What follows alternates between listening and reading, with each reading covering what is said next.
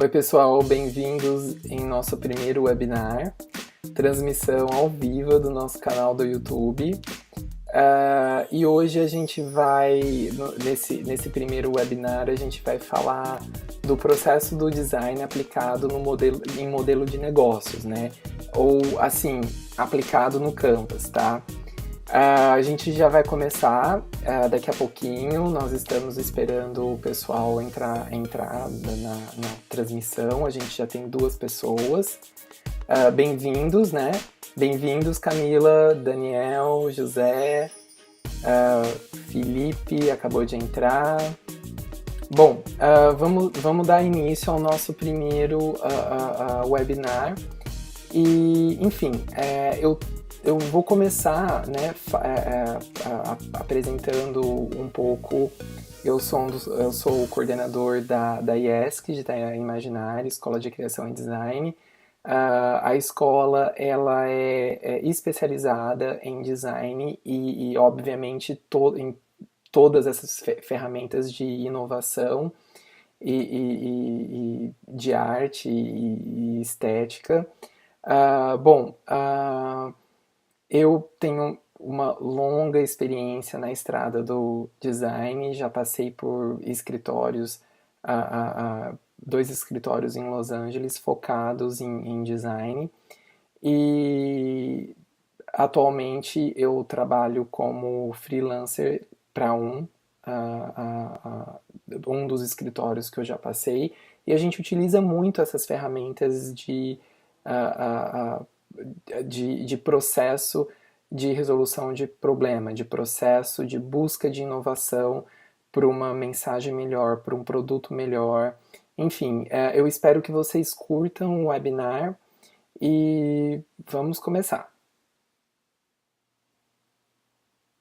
Bom, então, nesse nosso primeiro webinar aqui, a gente vai explorar o processo do design e como ele influencia ou afeta a questão do Canvas, né? E como que surge essa ideia de Canvas. Então, é bem interessante a gente entender que hoje o Canvas ele é uma ferramenta extremamente, assim, é uma ferramenta muito utilizada tanto por startups quanto pequenas empresas ou grandes empresas para detectar oportunidades, para detectar inovação, para detectar soluções, problemas. E o importante é a gente entender que o Canvas ele nasce do que de frames, né? Ou de técnicas de análise de frames. Então, isso é o que eu acho que a gente tem que gravar ou tem que ficar, né? Bom, mais uma vez, bem-vindo a todos, e a gente vai começar analisando o processo do design, ou seja, qual que é o objetivo do design hoje? Isso é em qualquer área, né? Ou o design de interiores, ou o design gráfico, ou fashion design, design de produto, design industrial. O objetivo hoje é resolver um problema, descobrir oportunidades, criar produtos, criar mensagens, desenvolver uma relação estética entre a marca e o usuário, ou entre o ambiente e o usuário, descobrir as necessidades de nichos de usuário. Então, assim, o objetivo do design, se a gente for analisar desde quando ele surge, né, que é na Revolução Industrial, que a gente deixa de ter uma produção artesanal para ter uma produção em série, o objetivo do design ele muda, porque ele deixa de ser apenas algo estético, né? Então, isso é bacana, e isso também a gente consegue ver que hoje esses objetivos estão bem presentes na área, né? Assim como outras áreas também evoluíram, assim como medicina, engenharia, o design ele não fica atrás, né? Ele acompanha essa evolução. Então, eu resumi aqui os 6 principais objetivos do design. E como que o design faz isso? Como que o design resolve? Como que o design descobre? Como que o design cria ou desenvolve, tá? A gente faz isso pesquisando. Então, a pesquisa é a chave fundamental para qualquer projeto de design, para qualquer a criação ou resolução que o designer ele vai ter, tá? Então aqui eu coloco os tipos de pesquisas que a gente tem, que são as principais, que é a pesquisa de tendências, a pesquisa etnográfica, a pesquisa tecnológica, pesquisa de categoria, pesquisa de usabilidade, pesquisa de época, data, estilo e pesquisa de materiais. É importante, pessoal, vocês saberem que essas pesquisas elas podem ser feitas juntas. A gente pode, por exemplo, juntar pesquisa de categoria com pesquisa de época, a pesquisa de tendência com pesquisa tecnológica, né? Então, assim, a gente pode, por exemplo, dar um exemplo. Vamos supor, a gente quer fazer, quer desenhar um novo estilo de carro. Então, um carro, por exemplo, futurista. Então a gente pode meio que pegar esse estilo futurista e a gente pode fazer uma pesquisa de categoria, né? De quais são as categorias que tem esse estilo futurista. Então a gente está mesclando aí esses dois tipos de pesquisas, tá? Ok. O impacto da pesquisa vai nos dar, né, a questão de descobertas, não só de problemas, mas de oportunidades, de inovação, de soluções. A gente realmente vai encontrar problemas que a gente até então a gente não imaginava, por exemplo. E a gente vai encontrar oportunidades também escondidas que talvez nós não tínhamos nos dado conta, ok?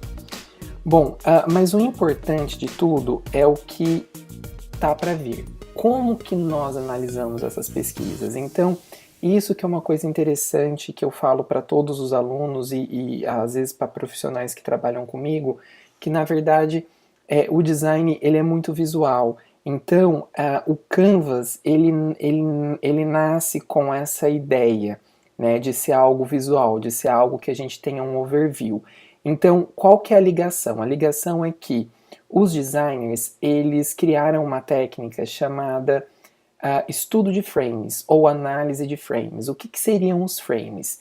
Seriam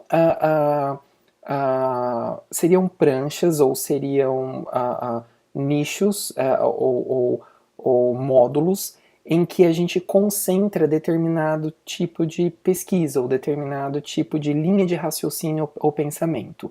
E dentro disso a gente dispõe esses módulos, essas pranchas ou o que vocês querem chamar e queiram chamar,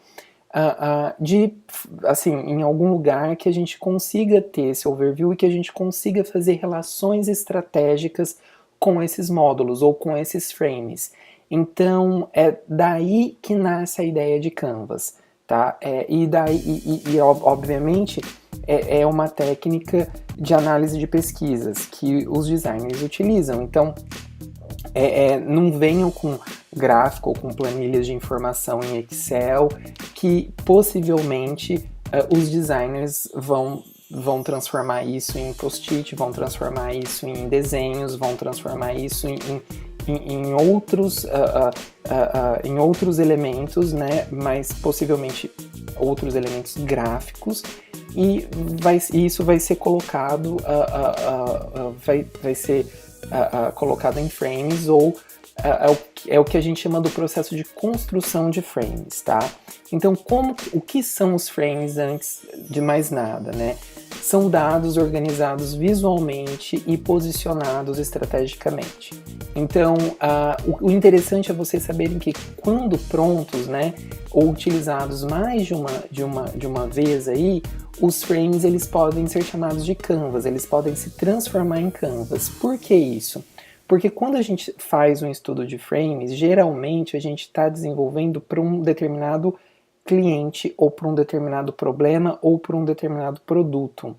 Então, às vezes, a estratégia que a gente utilizou não vai ser, a gente não vai aproveitar ela para um outro cliente ou para um outro produto.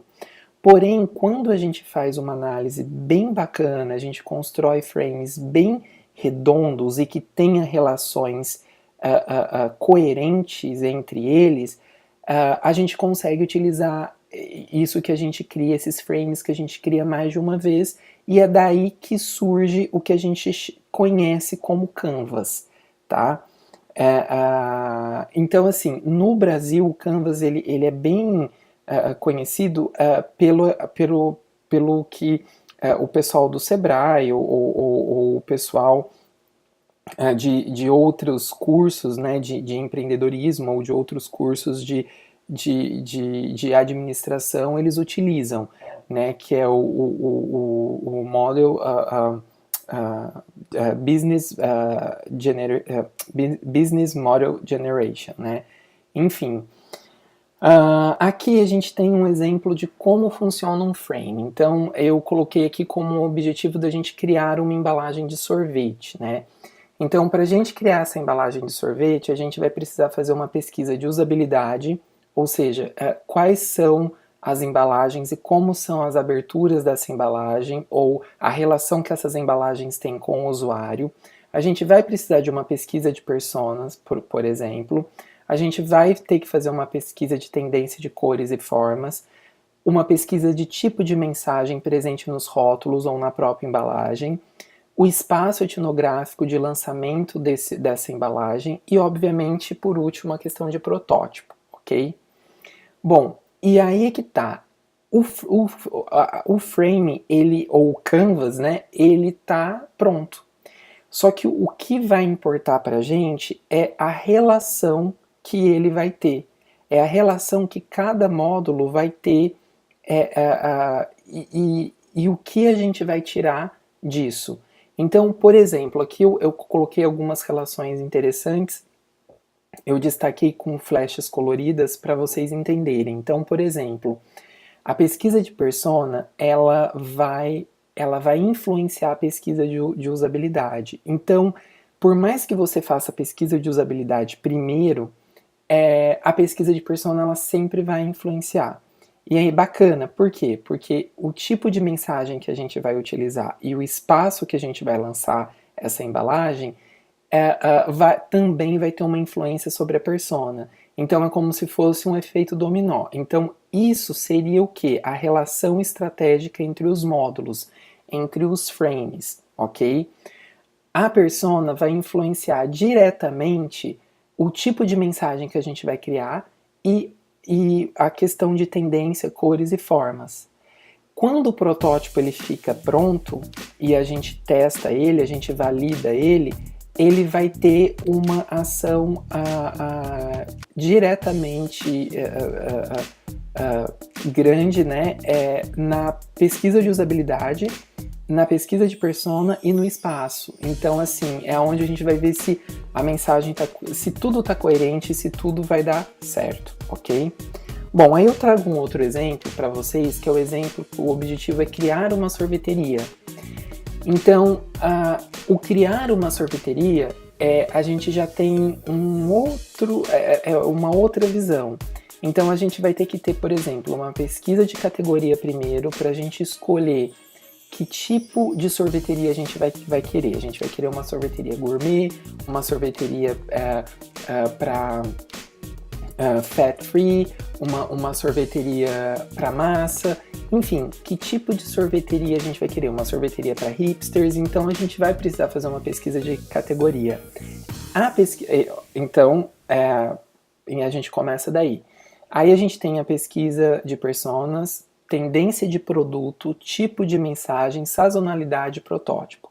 É claro que assim, gente, a questão do marketing, a questão da gestão do produto ou da gestão de branding também é importante a gente pensar. Então aqui é só um exemplo que eu estou dando, né? Pode existir mais frames, pode existir mais módulos, né, ou frames ou módulos, isso é vocês que escolhem. Módulo seria uma tradução para o português, o frame já seria algo para o inglês, ok? Bom, e aqui as relações que a gente tem aqui, elas são diferentes. Então, como eu falei, né, que categoria de sorveteria que a gente vai querer, né?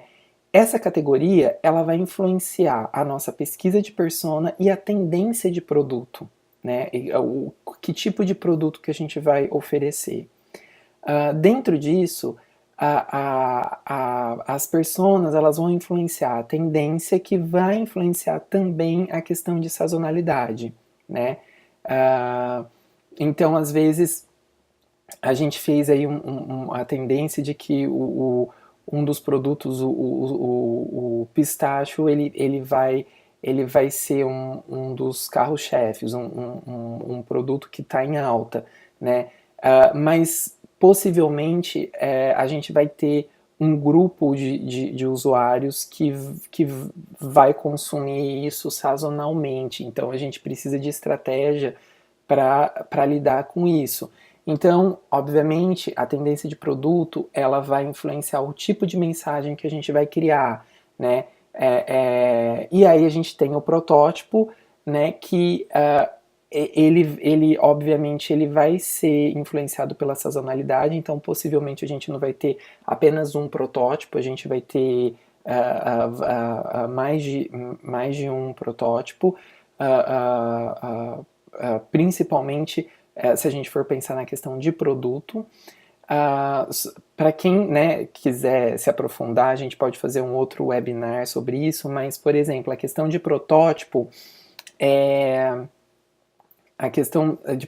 gente pode fazer tanto com o produto em si, e quando é algo, por exemplo, uma sorveteria, um ambiente de interiores, a gente utiliza maquetes, né, para a gente visualizar como vai ficar o projeto. Bom, então, basicamente isso. Como vocês podem perceber, tá, isso já é um modelo utilizado por muitos escritórios internacionais, que é o que a gente chama de design multidisciplinar. Por quê? Porque cada tipo de pesquisa ou cada tipo de objetivo que a gente vê nos frames, ele é um designer que é responsável. Por exemplo, o tipo de mensagem é o designer gráfico que vai ser responsável. Tendência de produto é o designer de produto. A pesquisa de categoria é tanto designer de produto quanto designer de interiores. Então, assim, é bem interessante porque é um modelo. O design ele evoluiu a um ponto de que um designer não consegue fazer um projeto mais, né? Você precisa de uma equipe. Bom, as relações estratégicas é o que é mais importante quando a gente constrói os frames, quando a gente constrói pranchas de frames. Então, as relações estratégicas é o que eu falei. Para a embalagem, a gente faz uma, e para os frames a gente faz outras. Então, por isso que eu volto lá no começo e digo que, assim, às vezes o estudo de frames que a gente não consegue desenvolver um canvas, porque ele fica muito customizado pelo objetivo que a gente está trabalhando. Por isso que existem empresas, principalmente empresas de marketing e de gestão de design, que eles assim trabalham só para desenvolver canvas para ser utilizado para mais de um produto ou para mais de uma empresa, né? Eles tentam criar esses modelos de negócios, né, para serem usados por mais empresas. E o que é interessante disso tudo? Todo estudo de frames que a gente faz, que acabei de dar o exemplo, a gente pode misturar ele com canvas já existente. Então, por exemplo, eu trago aqui um tipo de canvas que é o processo integrado de briefing, que é um processo que a gente analisa cenários. Cenário do mercado, cenário da empresa e cenário da concorrência, tá? que a gente pode fazer? A gente pode pegar, por exemplo, o resultado de um frame que a gente acabou de fazer, no caso aqui, a questão da embalagem de sorvete, né? E a gente pode filtrar essas informações no Canvas, nesse Canvas universal, né? Nesse Canvas, por exemplo, de cenários. Então a gente vai ter um overview completamente diferente e um overview completo. Por quê? Porque nesse ponto, quando a gente filtra essas informações, a gente já vai estar com as informações da empresa, de mercado e de concorrente. Bom, e aí agora eu defino o que é o Canvas, né? O Canvas, então, como eu já falei, são os frames estrategicamente estruturados para resolver determinados problemas. Esses mapas padronizam os principais dados, oferecem um overview do produto ou serviço e desvendam informações que podem estar escondidas nos processos ou nas relações de cada departamento do produto ou serviço. Então, às vezes a gente tem algum processo dentro do nosso serviço, né, ou do produto, ou de como o produto ele é entregue ao usuário, que o problema talvez não é na comunicação, e sim nesse processo, né, do produto chegar até as prateleiras e das prateleiras, né, para o usuário. Então, às vezes, não é a mensagem o problema, e sim, às vezes, é um processo operacional. Então, é bacana porque o Canvas a gente consegue identificar isso. Muitos alunos, inclusive agora aqui no chat do webinar, eles estão perguntando se pode ser alterado o Canvas, né? Eu já trago, obviamente, eu coloquei isso porque muitos alunos perguntam. Sim, o Canvas ele pode sim ser alterado. Então, por exemplo, esse Canvas que vocês acabam aprendendo na administração ou em algum curso do Sebrae que vocês fazem, ou em algum curso de Design Thinking, vocês podem sim alterar, tá? Mas o bacana é que, assim, pela minha experiência de colegas da área, a gente precisa ter uma experiência de criação e desenvolvimento de produtos e serviços para poder fazer isso. Porque qualquer módulo que você tira ou altera, vai gerar uma mudança no overview e no resultado da análise que você vai ter. Bom, o que são... quando a gente utiliza o Canvas, né, o que é importante é a gente responder a seguinte pergunta: utilizar um Canvas criado para uma determinada empresa ou por profissionais, né, vai fazer o meu problema vai fazer meu problema ficar solucionado, ou que fique solucionado? Não. O Canvas é uma ferramenta visual para a gente ter um overview do problema, para a gente ter oportunidades, inovação. Ele não é uma formulinha, entendeu? De que o meu problema está resolvido. Você vai sim conseguir resolver, ele te dá essa ferramenta, mas possivelmente quando você for implementar, você vai descobrir que ou você vai ter outros problemas, ou você vai querer utilizar ou fazer uma mudança, uma alteração ou uma inovação. Então, eu acho que a palavra certa, principalmente o Canvas aplicado no Brasil hoje, na época de crise que a gente está, seria mais para resolver pequenos problemas e para a gente para planejar mudanças. Eu acho que a gente pode encarar assim. Bom, o que é importante vocês saberem também, vai depender muito do repertório de vocês, tanto do repertório perceptivo visual quanto de um vocabulário simbólico, para vocês conseguirem validar o Canvas. Às vezes, assim, aplicando um Canvas mais simples, você acaba tendo respostas positivas e mais rápidas do que a gente aplicar ou utilizar um Canvas mais elaborado. E o que seria um Canvas simples e um Canvas elaborado, tá? A resposta é simples, é a maneira como as partes ou os frames do Canvas eles se relacionam. Então, é isso que vai determinar o Canvas ser simples ou complexo. Então, aqui eu trago alguns exemplos só para vocês entenderem. Esse Canvas é um Canvas que a gente pode considerar um Canvas simples, porque a gente tem o objetivo do usuário, os pontos, o que a gente chama de pain points do usuário e, obviamente, um perfil, um profile de usuário. E aí a gente tem do outro lado do Canvas, né, os objetivos do produto, os problemas que esse produto ele pode vir a ter e algo que a gente chama de o que poderia ser acrescentado nesse produto para esse tipo de usuário. Então isso é um Canvas simples, tá? Desculpa a resolução, gente, tá meio pixado, mas eu acho que já deu para vocês entenderem. Esse daqui já é um Canvas mais complexo, né? É um Canvas que inclusive a gente utiliza no escritório daqui. Então, ele é mais complexo do que o Canvas, o Business Model Generation. Ele é muito mais complexo porque ele tem mais frames, né? E ele tem ainda o frame de solução e de experiência de usuário, que é o que o outro não tem.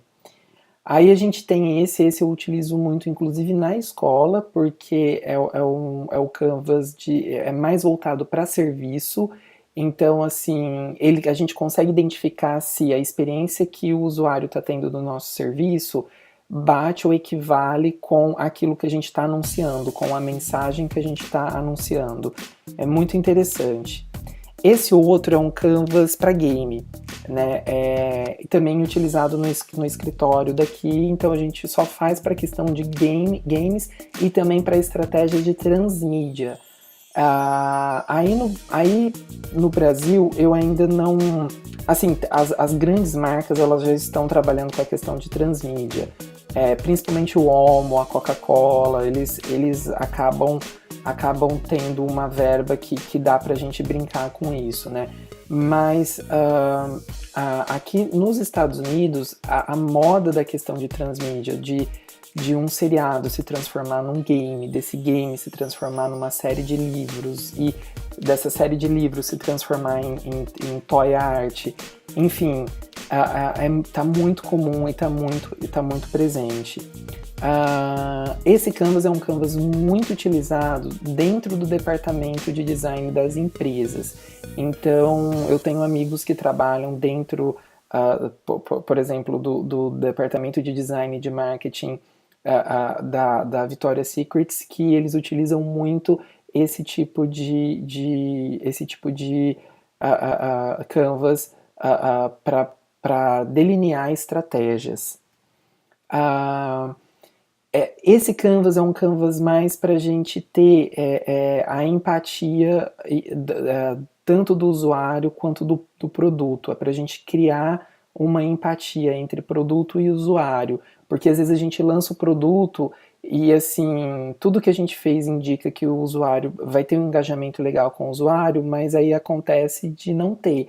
Então, geralmente esse é um Canvas criado justamente para detectar isso. E dentro, obviamente, dos frames que o pessoal que criou fez, a gente consegue utilizar ele para várias empresas, não é algo específico. Aliás, todos esses Canvas que eu tô mostrando para vocês, eles foram criados para serem utilizados por mais de uma empresa. Esse daqui já não. Esse daqui é um Canvas que a gente utilizou para um cliente só, e a gente está testando agora para um outro cliente e está dando certo, a gente não teve que mudar muita coisa. E esse é o Canvas que a gente mais utiliza. Que a gente mais utiliza assim, que a gente gostou e a gente está tentando utilizar para outros clientes. A gente, os clientes que a gente já utilizou foi para uma vinícola e agora a gente está utilizando para uma empresa de sucos. Então, assim, tá dando certo. Então, já me perguntaram aqui no chat, inclusive, se tem a ver de ser do mesmo segmento, né? Sim, pode ser que o Canvas está funcionando para outro cliente porque é o mesmo segmento. Mas a gente já teve algumas reuniões aqui e a gente quer meio que expandir e tentar utilizar ele para outras áreas, né?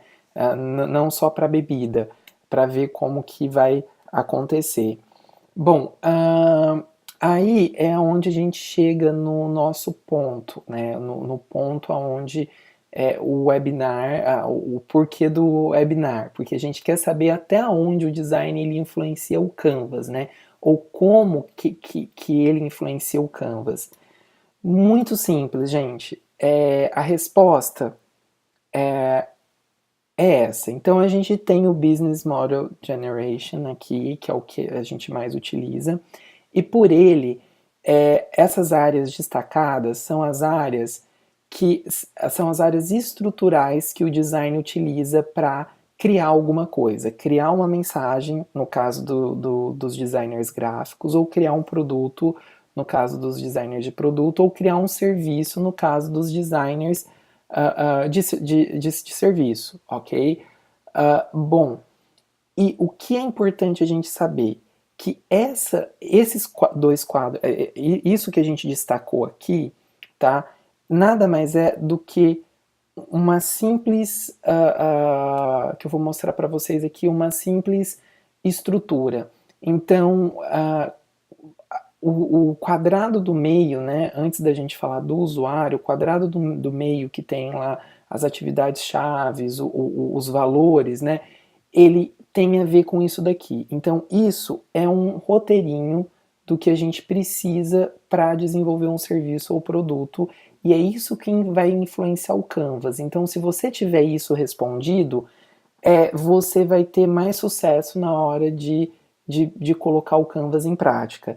Então a gente tem aqui a mensagem sobre o produto, os sinais afetivos, o produto precisa, ou o serviço, tá? Precisa ter sinais afetivos, precisa ter um lugar no tempo e precisa ter um lugar na cultura também. E aí a gente tem que ter a informação do produto ou do serviço, a informação básica, tá?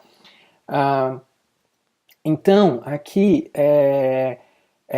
o que seriam os sinais afetivos? Símbolos da natureza, plantas, né, características humanas, a questão do craft qualities, né, quais são os sinais intangíveis, né, do nosso serviço, qual que é o sentido dele, né. Aí a gente tem o lugar em tempo e cultura, que seria uma identidade cultural, um estilo, né, algo que a gente se inspirou, né, algo assim para o presente, para o futuro, né, um histórico, um arquétipo, e a informação do produto em si mesmo, né, que seria tipo assim, o que é o produto, né, medida dele, como ele é feito, o material que é feito, no caso do serviço, como que é esse serviço, né, quais são os serviços que a gente oferece, né, enfim, então, os sinais afetivos ele está sempre ligado a emoções, às questões humanas, tá? E aí tem aquele último quadro do Canvas que é a respeito do segmento ou do usuário, né? Então, assim, é o foco que eu chamo do usuário. Então, assim, que mensagem que o usuário quer ver, né? Se eu estou oferecendo, se eu estou construindo o produto seguindo aquele roteiro, então eu preciso ter uma mensagem que o usuário vai absorver todo aquele roteiro que a gente acabou de criar, né? Então a gente precisa entender o usuário para poder fazer a mensagem chegar até ele e ser absorvida por ele. Então a gente cria, é o que a gente chama, né, de criação de personas, mas a gente precisa, dentro das mensagens que a gente vai apresentar todo aquele roteiro do produto, a gente precisa colocar um pouco das características pessoais e sociais desse usuário, tá? Então, aqui é um roteirinho que na verdade, eu sempre gosto de mostrar. Opa! é um roteiro que eu sempre gosto de mostrar e para não, né, para não ficar, para a gente não perder o foco, né? Então isso é a grande influência que o design ele tem no Canvas. Então, vocês assim seguindo esses dois roteiros aí, eu acho que vai ficar bem bacana, ok?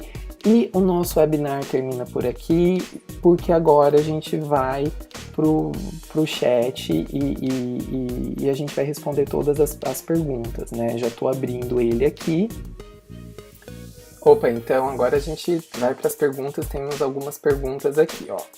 Então a primeira pergunta é da Camila e ela quer saber qual que é a diferença entre o Design Thinking e os métodos de Canvas, né? Bom, Camila, então assim, vamos direto ao ponto, né? Quando o design ele evolui, mais ou menos na década de 80, que ele tem porque a gente tem na década de 50, a gente faz o fechamento, entre a década de 50 e 60, a gente faz o fechamento da escola de dentro disso, quando o design ele retorna com vários braços aí na década de 80, a gente tem o Tim Brown, que ele faz o quê? Ele pega o que a gente chama de método do design, que é aquilo que a gente vê em qualquer livro de design, que a gente tem um problema, a gente depois tem uma segunda fase que é a pesquisa, uma terceira fase que na verdade é o desenvolvimento de conceitos, e uma quarta fase que é a criação e uma quinta fase que é a questão do delivery, né? Bom, que ele faz? Ele simplesmente cria um método de design thinking aplicando a questão de protótipo e aplicando a fase da gente estudar mais a questão de usabilidade e acessibilidade do usuário. Isso tanto na questão de mensagens quanto na questão de desenvolvimento de produto. Então a gente abre o leque nessas fases, ok? Do processo do design. Então, mas o Tim Brown ele batizou aí com o nome de Design Thinking. Tá. Qual que é o impacto disso hoje no Canvas, né? Assim, eu vejo isso como coisas completamente diferentes. Por quê? Porque o Canvas ele vai estudar, ele concentra, tá? Problemas, ele consegue encontrar não só um problema, mas vários, tá? Ele consegue encontrar não só uma solução, mas várias soluções. Então você vai aplicar o Canvas ou num produto que está encalhado ou na própria empresa. Geralmente, como eu falei, o pessoal ele trabalha com o Canvas, a empresa como um todo, ou um determinado projeto, que, por exemplo, um projeto de embalagem que vai reformular toda uma linha de embalagem. Mas assim, eu vejo a aplicação do Canvas numa amplitude, tá? O trabalho do Design Thinking é algo mais focado, é algo mais assim, é para aquele produto, entendeu? É para algo bem segmentado, é para algo bem específico.